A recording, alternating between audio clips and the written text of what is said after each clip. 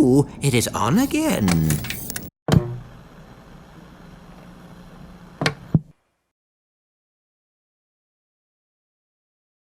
For Christmas 2006-ish, my sister and I received a big joint present. We tore into the large rectangle box crammed under the tree to reveal the bright yellow packaging of the PlayStation 2 Slim, along with 3 games each. I received Scooby-Doo Mystery Mayhem, V8 Supercars 3, and Ratchet and Clank 3 Up Your Arsenal. I had no idea what this long-eared guy and little robot were about, but I knew deep down I was about to discover something amazing. Ratchet and Clank 3 went on to become one of my favourite games of all time. No matter what other games I was playing or how much time had passed since that first box opening, I always found myself returning to it. I've played through Ratchet and Clank 3 many times, but I thought it was about time to put the game under a bit of a microscope and really figure out what makes Ratchet and Clank 3 one of the greatest games of all time. Ratchet and Clank 3 was released in the year of 2004, following the success of the first 2 Ratchet and Clank games, released in 2002 and 2003 respectively. Insomniac Games had a really big internal push for the third game, with over 100 employees working on it and constant internal testing with Sony and taking in as much feedback as possible from fans of the previous 2 games. To really put into perspective the headspace the developers were going into with this game, I have a quote from employee Ryan Schneider. The analogy that I like to use is that at Insomniac, we like to look at it how Tiger Woods and Michael Jordan and Kobe Bryant act when it comes to their professions. We don't really look at it as how we compare to other athletes or other games. This in particular references Jak 3, which was being developed at the same time. We just try to do the best that we can and elevate the sport. Now, I'm not going to say that Insomniac Games had a rather big head comparing themselves to Tiger Woods and Michael Jordan, but I would have to say if any game developer was going to do it, Insomniac Games in the early 2000s have a pretty good case for it.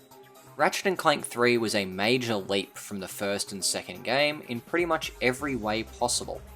The number of cutscenes and their length increased from just under an hour from going commando to an hour and 22 minutes in Up Your Arsenal. They added a multiplayer mode with unique maps. They designed whole levels around hiding secrets and hidden items, including the new trophy items alongside the re-labeled titanium bolts, and they increased the number of planets and locations to just over 20. It also featured the addition of an entire side game, the side-scrolling Quark vidcomics. In my opinion, whilst Ratchet and Clank 2 does not control badly, 3 really hits the mark in terms of platforming. Strafing and movement just hit the sweet spot. I mentioned this in previous episodes, but to me it really is crazy just how quickly they were able to develop games in the past. Games undertook huge leaps in quality in just under a year of development, compared to the gaps between games like The Last of Us and The Last of Us Part 2 being 7 years, or even Uncharted 3 and 4 being 5 years. The leap in quality from Insomniac Games in just 12 months was truly amazing. Now, the story of Up Your Arsenal overall is pretty simple, but its execution is perfect. Whilst flipping through channels at home in Megapolis, Ratchet and Clank seen a news report of the Tyrannoids attacking Ratchet's home of Velden. Our heroes leap into action and help fight off this new galactic menace. We see a couple little references here on the first planet, even going through Ratchet's wrecked workshop, Captain Quark posters still on the wall. So off we go into this vibrant, colourful galaxy. We rescue Monkey Man Captain Quark, play some video games, Captain Quark steals our credit, Captain Quark fake dies, we beat Annihilation Nation, flirt with a mayor's daughter, beat up a pop star, cover a lot of innuendos, and finally defeat the big bad himself, Dr. Nefarious. The story is a great expansion on the humour and storylines from the first 2 games.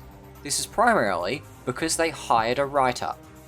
That's right, the first 2 game stories were written by the programmers and animators whilst they also did everything else.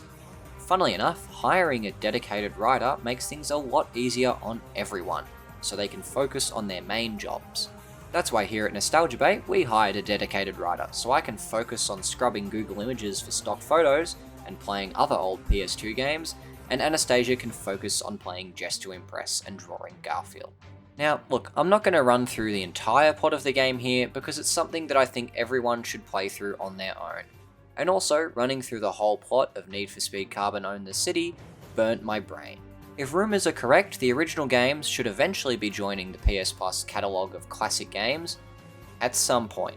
When I wrote this line in the script, I thought it was going to be any time now, and when I wrote that line in the script, that was about 4 months ago and nothing has happened. So take that with a grain of salt. Second-hand copies aren't too expensive if you have the original PS2 hardware, and if you don't, emulation is possible too. I had to play the emulated version of the game to record footage, but I do still own my original copy. I did have one crash during gameplay, but otherwise the game runs fairly smoothly on my middle-of-the-range gaming laptop. Emulation is getting better and better with each passing month, so I definitely give it a go. At the very least, go look through and watch the cutscenes on YouTube. As I mentioned, it's about an hour and 22, the perfect thing to put on while you cook and eat dinner. The humour of this game is unmatched even by the latest games in the series. Up Your Arsenal definitely warped my sense of humour and overall has done irreparable damage to the way me and my sister communicate. Whilst I did enjoy the PS4 reimagining of the first game, and the most recent entry being Ratchet and Clank Rift Apart, I do feel the humour of the series has shifted somewhat. It's still quite fun, but the slightly more risque stuff, or sarcastic jokes, seem to have been toned down a lot versus this era of the series. I would place it in a similar space to some of the earlier, slightly more mature Pixar movies, sort of like The Incredibles in terms of tone. It's one of those games where your dad can watch 12-year-old you play it and get a little bit out of it himself. A couple of my personal favourite bits through the start of the game to help really showcase the humour is on Veldon, when we are given the task of tracking down Quark, or rather, Secret Agent Clank is given the task. Is that Secret Agent Clank? Greetings, sir. We are here to help. Well, this is an honor, and I see you brought your chauffeur along. What? No. Hold on a second. I also quite like the One of Nature's Mysteries segment. I seen him run right through our camping site. He was buck naked, screaming and holding a banana. Or maybe it weren't a banana. It could be. One of Nature's Mysteries! Which, these sorts of things are no stranger to the Ratchet and Clank series, especially in this game. Excerpts from in-universe TV shows really help set the vibe of the universe. And maybe Quark was buck naked and holding a banana, or maybe it weren't a banana. And finally, Ratchet using the term whack-a-co has now broken my brain and has a permanent place in my vocabulary. Are you sure this is the guy you're looking for, Mr. President? Yeah, he seems like kind of a, wacko. Now, for a bit of an overview on some of my favourite characters through the game. Ratchet and Clank, the title duo themselves, are voiced by James Arnold Taylor and David Kaye respectively, and they are the glue that hold this game together. You do definitely know voices they have done, and just to prove it, here are some of the things that they've done. Keep complaining. It gives me more time to show you up. Anakin, What? control your insolence. The Count is concentrating. Spider-Man? But how is it you're able to make these new, smaller organics? And, well, Ratchet has grown a lot over the first couple games. The devs decided to make Ratchet a bit less mean versus the first game, which is definitely a good choice in my opinion. He is still sarcastic and has some of that classic early 2000s 2'd, if you will, and he gets mad when he needs to. One thing that I feel the latest games fall flat on is Ratchet's sarcasm. He doesn't quite have the mean streak under the surface anymore, which definitely makes him who he is. Clank works greatly as Ratchet's voice of reason. He's smart, a little bit sassy, and grey. Not chrome. Don't believe what the latest games are trying to show you. He's not chrome, he's grey, okay? Look at this photo. Now look at this photo. Doesn't the grey just seem more normal? Not that I'm going to worry about it, but I'm right, okay? Just believe me. I'm not worried about it! I'm not worried about any of this! This world's fucking so fucked up. I'm done. Do what you want. Pull the plug. I'll kill you. It's really pretty hard to talk about each character on their own because it's their dynamic together which makes them both shine. Ratchet, we have company. Where? Behind you. Where? Behind you. Very funny. You having a good time? Ratchet and Clank are the perfect duo and complement each other perfectly, not just in terms of story, but in terms of gameplay. Clank helping extend our jumps and our maneuverability is an excellent addition to Ratchet's shortcomings. Now, Captain Quark. Captain Quark, in my opinion, is one of the best antagonists slash side characters slash hero slash villain in gaming history. He is the perfect mix of funny, ill-willed, cowardly, and also surprisingly competent when he needs to be. But if he doesn't need to be, he's gonna let someone else do the work. Quark hits every note he needs to story-wise, he enrages the player when he takes your credit, he acts as tremendous comic relief, and overall is a highlight throughout the game. Any scene with Quark is excellent, and any scene without Quark, all the other characters should be asking, where's Captain Quark? Dr. Nefarious is probably the last major character that I will touch on properly. He's your classic evil robot scientist. He doesn't need complicated motivations. All he needs to do is hate squishies and turn people into robots. He's a great combination of funny and effective as a villain. His design is spectacular, a weird robotic design that also hints at his organic origins. Whilst Ratchet and Nefarious don't have many direct interactions throughout the story, you never forget his presence. Thanks to interview segments and his galactic announcements, Dr. Nefarious is ever present in the story, even if we only meet him face to face a couple of times. And, well, I know a little bit about character design, but I thought I would throw to co-host Anastasia for some real opinions on the characters. I sure hope that they don't have any controversial takes, because I'm really hoping that all their opinions are correct and not blinded by nostalgia. Anastasia, what did you think? Thank you, Ryan, for the opportunity to finally put my visual arts degree to good use. I grew up in a Nintendo and Xbox household, so I never actually played Ratchet and Clank, which is such a shame because it's got quite good designs. First of all, we have Ratchet. Very iconic design, very mascot worthy, striking colours, good silhouette. In contrast to Nintendo with many of their failed attempts at shoehorning in the next Pikachu, PlayStation is quite lucky with how many solid mascots they've been able to acquire. Quark also has a great silhouette. His over-exaggerated chin and biceps, even just looking at him I know that he's a douche. But I gotta say that my favourite design is probably Dr. Nefarious. I love the terrarium of gears on his head. It really subverts the cliche of a robot with a brain floating in the head, which has been done to death. On the other hand, human Nefarious? Yikes. All I can say is that I would also pour acid on that head if I was Quark. And I think that's about it. Gotta say, pretty solid characters. I think that's all the main ones to really talk about. Thank you, Ryan. So wait, hold on, Anastasia, what about Clank? He's like one of the main characters, he's in the name. Oh yeah, Clank. I don't really care for Clank. What do you mean you don't care for Clank? He's just like a little robot guy, he's cool. I don't know, he's annoying. I gotta admit, I hate how he has that stupid show. And yeah. Okay, that's it. Anastasia, you're gonna get more acquainted with Clank later on. Okay, I promise you that. For now, just get out of the video. Just get.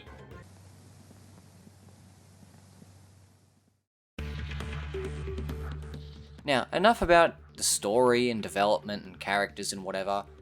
Guns, platforming, and gameplay. At the heart of it, that's what Ratchet and Clank is about. Up Your Arsenal features 22 different weapons, with 5 returning from Going Commando, and 2 returning from the first game in the series. Each weapon features 5 upgrade levels, the 5th upgrade giving it an extra special form, and as well as 3 extra levels if you decide to play the challenge mode. One of the best parts of this game for me is upgrading all weapons to at least level 5, as when they hit max level they receive a new name, new model, and a dramatic upgrade. The Nitro Launcher, for example, becomes the Nitro Eruptor, adding energy shrapnel to its blasts, and the N60 Storm goes from a pistol-like machine gun to an N90 Hurricane, an underslung two-hander. The Ratchet and Clank series is known for its wacky and inventive weapons, and in my opinion, they're at their absolute peak here. Each gun is different, from machine guns to snipers to rocket launchers to plasma whips to a lava gun, a suck cannon, tiny robots, tiny turrets, a lightning gun, and that doesn't even mention half of the other weapons, including a weapon that turns your enemies into ducks. You're not left wanting anything variety-wise, and the leveling system encourages you to experiment and try new guns instead of just sticking to one or two weapons. The gunplay overall feels great. The auto-targeting allows you to run, jump, and dodge without having to aim too much, and thanks to strafing, you can pretty well hold circle and focus on avoiding enemy attacks. The game finds the perfect blend of challenge and simplicity here. It's no escape from Tarkov in terms of gunplay, instead, it's fun. The game also features 10 gadgets to add to Ratchet's arsenal, of varying levels of usefulness. The Terror Guise, for example, offers the most interesting addition in my eyes, adding a rhythm game to your shooter, in order to sneak past locked doors and, well, insult Terranoid's sisters. The Hypershot and Charge Boots are the best additions, however, overall gameplay-wise. The Charge Boots make it a breeze to cover long areas, such as the Starship Phoenix hallways, and the Hypershot is essential to some of the more interesting platforming sections, particularly on Planet Dax. We also have a hacking minigame with the Infiltrator, which can cause some issues depending on your reflexes, but usually is a pretty fun minigame to help break up the action. And there are also extra gadgets to help add to your quality of life. The Bolt Grabber, the PDA, and the Nanopack all help, but aren't essential as the other items are. The Nanopack, for example, I have never gotten, and I've beaten the game 4 times, at least. But, well, gameplay-wise, it's not perfect all the time, unfortunately. One dud part of gameplay for me is basically every Clank section. It is a bit of a staple of the series' puzzle sections, dropping to basic combat and some platforming, but I never really loved them, to be honest. I find the slowdown not worth the payoff, and it just devolves into ordering gadgebots around and shooting a banana gun, which is fun for a bit and does get tedious. The outlier of this, I think, is Clank's section at the studios level, where you actually go through and film an episode of Secret Agent Clank. I think this is a highlight based purely on theming, but other than that, gameplay-wise, the simple platforming is just a bit of a bummer. So I thought, why should I play this section? Nostalgia Bait's a 2-person channel, why don't I trick Anastasia into playing these sections for me so I can relax and have a drink? And also to get back at them for those disparaging comments about Clank. Hey, Anastasia, you love Astrobot at the moment, don't you? I sure do. Well, this is basically like that, but sometimes there's small robots and even a monkey. Whoa! Now, why don't you play for a while I go sit in the kitchen in silence? Do I need to break those boxes? I like how your mistakes either come out as crude insults or complete gibberish. Aw, I like Clank's little child soldiers. Seriously, do I need to break those boxes or not? Wow, thanks for beating that for me, Anastasia. Did you have fun? Not really. That's great. See you next time! Now, apart from those Clank sections, Ratchet and Clank is a shining example of combat and platforming mixed together. Enemies are varied and mostly fair. We get readable attack patterns, so deaths don't normally feel too cheap, and platforming is challenging at points without ever becoming too much of a hassle. Ratchet moves well, and the long and high jumps feel natural, without being too forced. Ratchet does what you want movement-wise, he doesn't slide around, and has a really tight turning circle, allowing you to change directions easily. Look, it's no Mario 64, but it's pretty great. Throw in some grind rail sections for good measure, and you've got yourself platforming perfection. Now, you've got the skills and the guns and the gameplay, what are you going to do with them? Well, throughout the game there are 10 bosses for Ratchet and Clank to fight, with what I would say mixed qualities of battles. So why don't we take a look at them in the form of a YouTuber's best friend, a tier list. The Terror of Talos and the Bio-Obliterator are two of my least favourite fights for sure. Fighting as Clank in the Terror of Talos mission is a bit boring, and well, clunky, if you will. That joke doesn't make sense yet, but it will soon. And the Bio-Obliterator fight is mid overall because it's just a hovership fight, which I don't love the controls for, and overall is just pretty easy. Clank is next. See, I told you you'd get it. He's pretty basic, but fighting on the train against an evil twin of Clank is pretty fun. The warship on Dax is the next level up, and this gave me a lot of trouble when I was younger, and for that it will always be tainted. Overall though, interesting attack patterns, decent settings, and challenging, so I like it for sure. The Annihilation Nation bosses, Gary and Helen, as well as Scorponok, I'll just throw them in together. I like their patterns and the challenge they bring, and I really like Gary and Helen's gimmick of the double boss fight, something not seen in the rest of the game. What keeps them from the top tier is their repeated appearances in Annihilation Nation, so they kind of lose their allure the 5th go round. Now, up the top we have the Mother Tyrannoid. The fight has a great arena, crumbling away as the Queen fires missiles at you, and her design is fantastic. The smaller Noids shooting missiles from the turret itself, which is fixed to her back, and overall fitting the Noid design of more eyes equals more good. And also, parts of the fight shift to the Queen's point of view, whilst Ratchet runs away, adding a really good gameplay twist to it all. The only thing that keeps this fight from the very tippy top is Captain Quark stealing our thunder after the fight is done. That dick. In fact, I remember the first time I beat that boss, because me and my sister spent approximately 2 hours on it, and upon Captain Quark taking credit for it, we yelled at the TV and had to go to bed. Courtney Gears is next up. The theming of Gears with her singing and music video-like arena make for a great twist on your usual boss affairs, and she is a great fight all round. Captain Quark is fantastic too, the first boss of the game, and he sets the tone really well. His patterns are clear without being too easy, and the path of death towards him and the overall vibe were all great, and he really kicks the rest of the game off really well. On the other end of the spectrum, Dr. Nefarious is a great bookend to the game. His multi-stage fight is very challenging, and he will make you use all of your upgraded weapons and skills. He is a huge pain, and in fact when I was younger we reached his boss fight and did not beat him. At all. We gave up, started the game again, played it back up to that point, and started over again. Even on my playthrough this time I had some trouble. Granted, that was pretty much my fault for not buying every weapon, because you will run out of ammo, be warned. I did not beat this final fight until I was almost 18 years old, plugging in the old PlayStation to have a go at during my final year of study. For those of you keeping count, that's around 10 years since I first started the game. Not exactly my quickest time to beat. All in all, the bosses of Ratchet and Clank are near perfection, in theming, patterns, difficulty, the whole 9 yards. And of course, one thing I've really got to talk about, once again, in the form of a tier list, will be the planets and locations throughout the game. You've seen a lot of footage in the background of this video so far, and I've really tried to showcase the diverse landscapes and locales we explore throughout the game. And well, like I said, what better way to get through all of these in the form of another tier list.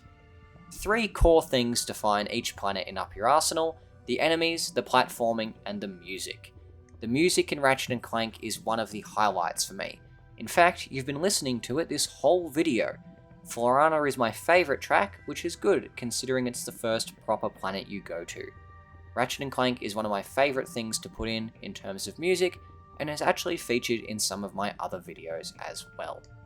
If anyone out there is considering pressing the soundtrack of Ratchet and Clank 3 onto a vinyl record, I will give you all of my money. Well, let's start off with C tier first. Veldon's up first. There's not much to say. It's the tutorial, it looks alright, but there's nothing extra to find, or any side missions. Obani Gemini overall is a bit boring. It's a puzzle moon that looks a bit interesting because it's a sphere, like all planets I suppose, but it annoys me because it fucks up the camera and I keep missing jumps. Rilgar/Blackwater City overall unfortunately bummed me out a bit. Returning to a location from the first game should be fun, but it doesn't do much for me. Mostly because it feels like a multiplayer map that's been shoved in the middle of the game because they needed a way to give us the gravity boots. Iridia is another locale that just feels like a multiplayer level stretched out. Unfortunately, I don't love it too much, and vibe-wise, I don't get a lot out of it. Up into B tier, we have the Starship Phoenix, which is not necessarily a planet, but I'm counting it anyway. It's a good hub, and whilst there's not much to do in the way of combat and platforming, apart from when it gets attacked in the latter part of the game, the training missions, vidcomic levels, and announcements playing over the radio make for it a memorable hub. Marcadia. It's almost great. Marcadia makes for a good continuation of the intro to the game, but unfortunately the laser defense facility and the defense missions do get a bit tedious to me, especially on repeated playthroughs. But the unique colour palette and finally a proper intro to the Terranoid menace really lift it up. Aquatus is next. It's solid. It gives us great skid interactions and it brings back Slim Cognito. I do like the slime enemies, and their spitting and giant versions a great way to spice up the mowing down hordes of bad guys, and I do love the music as well, but the tedious sewer crystal hunts do annoy me greatly. Zeldrin Starport is nothing special, a very medium location, a fun starship explosion, a lava spaceport, but overall there's very little to see. Zeldrin itself just tips it over into A. The crashed starship, one of my favourite music tracks, and one of my favourite Quark moments all come together. I'd say that all that holds it back is so many of those annoying gunner enemies. The Thran asteroid belt is where we find Quark's secret base, and sliding around on the ice and wrecking Quark's robots is awesome, and Quark and his PJs is reward enough to me. Wow. Now, Tyrannosis, as I mentioned earlier, is the home of one of the best boss fights in the game, so a big 20 points right there. I didn't mention the points before, so just don't worry about it. The non-linear destruction of the turrets gives a good gameplay twist, but unfortunately the aesthetic doesn't do much for me, just stopping it from the peak. Obani Draco is short and sweet, the pink and grey style is one of my favourite planets aesthetically, the platforming is tough, and the aforementioned Courtney Gears boss fight is terrific. I would say the only thing holding it down is just how short the section is overall. Hollowstar Studios is also up there. It's elite theming wise, Space Hollywood, what's not to love? Well, the previously mentioned Clank boss fight, which I hate. That's what's not to love. Otherwise, we're introduced to the Robonoids and their new powerful all-robotic forms. Metropolis/Kerwin is what Rilgar should have been in terms of returning to a former planet, a train boss fight, grind rails and skyscrapers above the clouds, jaunty music and flying taxis. Beautiful. Koros as a whole is a total vibe. The darkened city is great as a near finale, tough enemies, fun gadget usage, and a good final challenge to make sure you're ready for the final planet in the game. Mylon is, of course, the finale. It does a good job at kicking you in the teeth one last time before you're done. The command center and crash site are good splits on the level, tough regular enemies, and the final boss fight is great, apart from the hovercopter fight, which just drops it down. Now, up in the S tier is, of course, probably my favourite planet of the game, Florana. The music, the enemies, the Quark boss, the path of death, all of it is perfection. It is the perfect way to start the game, and I wouldn't want it any other way. Dax is up next. I got stuck on Dax for a long time when I was younger, so maybe this planet has given me almost a Stockholm situation. But music, enemy designs, the announcements over the course of the level, and the hovercopter fight altogether, it is my jam. And of course, joining them up in S tier is Annihilation Nation. It may not exactly be a planet, but I don't care. The repeated challenges, the unique platforming and combat arenas make a great break from the story action, and the announcer adds a great deal of colour, no matter how rude he is to Ratchet. Of course, no ruder than Anastasia was to Clank before. Now, granted, that may not have been the most efficient way to cover each and every planet, but each one deserves its time to shine in its own way. The aesthetic and music of each planet is awesome, and I think the peak of the franchise is right here. Gladiator and Deadlocked really does dip for me, with the overall moody and dark planets not really doing the right thing for me. I haven't played much of the PS3 games to form real opinions on them, but that's not going to stop me from slandering them. Rift Apart is pretty terrific in terms of visuals and planets, but once again, I think the uniqueness of all of the Up Your Arsenal planets really puts it a step above the other games in the series. So, story, characters, guns, gameplay, bosses, planets, music, but that really is the bulk of what makes this game so great. It is a perfect blend of visuals, gameplay, and everything in between. But there are a couple more things I'd be a fool to ignore, because I know someone would make a comment about it. Throughout the game, there are a myriad of collectibles to find, namely titanium bolts and character statues. Titanium bolts allow you to purchase alternative skins for Ratchet, which also include references to other games in the series and other overall silly designs. There's not much else to say about them, but they are a neat inclusion. We also have the character statues. These are normally much harder to find than the titanium bolts, and upon collecting them you'll gain access to the Insomniac Museum, which I'll touch on later.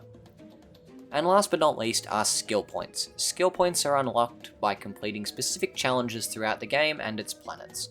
These are pretty hard to unlock by accident, and they normally allow you to purchase cheats and other extras, such as Big Head Mode, a Secret Agent Clank skin, and turning spaceships into ducks. Whilst it's unlikely that you'll go out of your way to get them all, unless you're a real completionist, they're a good little bonus to work towards whilst going through the game. Now, Challenge Mode. You've done it, you've beaten the final boss, upgraded all your weapons. Now what? Well, why don't you do it all again in Challenge Mode? Challenge Mode spices things up, allowing you to replay the game with all your gadgets, guns, and nanotech leveled up. You have a Bolt multiplier, which increases with defeating enemies, making anything you haven't already purchased an absolute breeze to get. Guns gain 3 more levels to unlock, increasing their power even more. You unlock 100 more levels of nanotech, and of course the ability to purchase the Rhino 3. Rhino of course stands for Rip You a New One. The Rhino fires auto-targeting missiles / energy blasts, and when it's fully upgraded, it fires a beam which kills every non-character on screen in one shot, which is quite the reward for finishing the game. The Rhino does make the game difficulty somewhat trivial when you get it, but you're in challenge mode. 90% of your guns will be max level, with max nanotech and armor. You weren't in for much of a challenge anyway. Challenge mode is more of a victory lap, being able to run through enemies and bosses that gave you a hard time earlier with ease. A new game plus of its time. You've definitely got a few more hours of enjoyment out of challenge mode. Even if you don't beat the game again, I would recommend trying it for the Rhino alone. Now, of course, I mentioned earlier as well, the Quark vid comics are a great way to break up the action when you're going from your planet trotting adventure. The vid comics give us some extra sprinkling of lore throughout the game, and even wakes up Quark from his monkey coma. It is mandatory to progress through the game, so I'm not sure how optional I would call them, but the 2D platforming is very fun, and you can even put Quark in a tutu. What more could you want? All you have to do is follow this cheat code, which Al announces in a cutscene. Aren't you gonna unlock Quark's secret costumes? Here, I'll use the cheat codes. Let's see. Up, up, down, down, left, right, circle, square, square. He's in a tutu! Now, the multiplayer isn't something I ever experienced online properly, but I did play a fair bit locally with my sister. We had our fun, but it's hard to get full use out of the game mode when we need to make lots of house rules, such as no hover ships, no sniping, and no screen cheating. All rules of which I always adhered to all the time. I promise. Now, the best fun we had with this mode was putting ourselves on the same team and just co-op versing the AI bases together. Look, overall it's a fun little side mode, but nowadays I'm not sure how much you would get out of it. And last but not least, the Insomniac Museum is something that I read about a lot when I was younger, but I was never able to access it. You can get there in two ways. A teleporter in the Starship Phoenix opens up when you get all trophies for the trophy room, which takes you straight to the museum, and the other way to get it is through a teleporter located in Metropolis, which you can find on a balcony, which only opens up when the console's internal clock is set to 3 or 4 AM. The museum hosts all manner of awesome stuff: dev commentary, beta models, ninja fights, mech driving, Bomberman, it's all here. The Insomniac Museum deserves a video all to itself with all the treats here, but I won't go too much into it, mostly so I don't have to keep spelling museum in the script. It's well worth your time to have a look, and you can also cheat by setting your clock to 3 AM. Funnily enough, it doesn't actually have to be 3 AM in the real world. In conclusion, Ratchet and Clank isn't just a great sequel, it's a near perfect game. The perfect way to warp a young mind with its humour and its gameplay, and a way to make every other game you seem to play not quite as good as it could be. Ratchet and Clank 3 is almost peak gaming for me, from an era where 2 years could dramatically improve and change a series like this.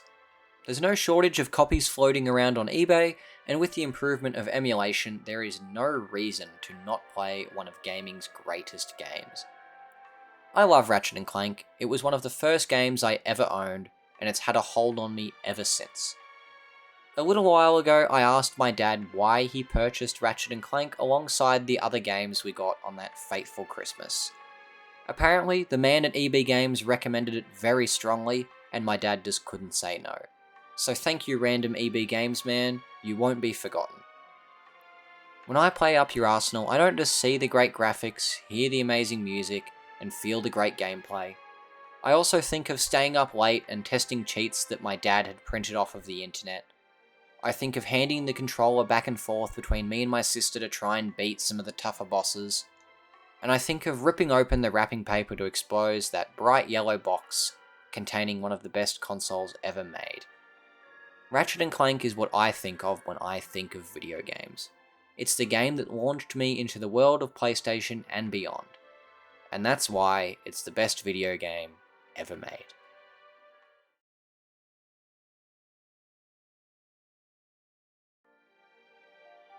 Thank you very much for joining us on another episode of Nostalgia Bait here on the channel. Thank you very much for bearing with us with a couple gaps in terms of uploads, so please subscribe, like, all that stuff, and further encourage us to upload some other videos. The next video from me will very likely be a video on Burnout 3, that's in terms of video games that is, as Anastasia and I will also be taking a look into the history of ABC3, Australia's #1 teen broadcasting station from the mid-2010s. If you would like to see that and more, please like, subscribe, all that YouTube stuff, and if there's any other games you would like to see me or Anastasia cover in the future, please leave a comment. And also, what's your favourite planet in Ratchet and Clank? I'd love to hear it, as I'm always open to other people's opinions, as long as they're correct. Thank you.